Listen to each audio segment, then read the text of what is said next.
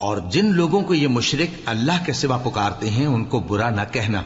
کہ یہ بھی کہیں اللہ کو بے ادبی سے بے سمجھے برا نہ کہہ بیٹھیں۔ اس طرح ہم نے ہر ایک امت کے اعمال ان کی نظروں میں اچھے کر دکھائے ہیں، پھر ان کو اپنے پروردگار کی طرف لوٹ کر جانا ہے، تب وہ ان کو بتائے گا کہ وہ کیا کیا کیا کرتے تھے۔ اور یہ لوگ اللہ کی سخت سخت قسمیں کھاتے ہیں کہ اگر ان کے پاس کوئی نشانی آئے تو اس پر ضرور ایمان لے آئیں گے۔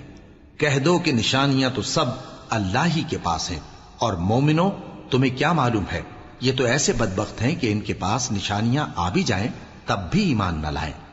اور ہم ان کے دلوں اور آنکھوں کو الٹ دیں گے، تو جیسے یہ اس قرآن پر پہلی دفعہ ایمان نہیں لائے ویسے پھر نہ لائیں گے،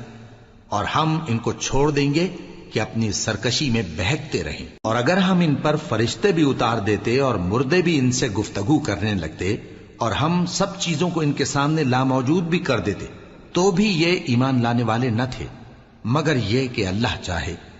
بات یہ ہے کہ یہ اکثر نادان ہیں۔ اور اسی طرح ہم نے شیطان سیرت انسانوں اور جنوں کو ہر پیغمبر کا دشمن بنا دیا تھا،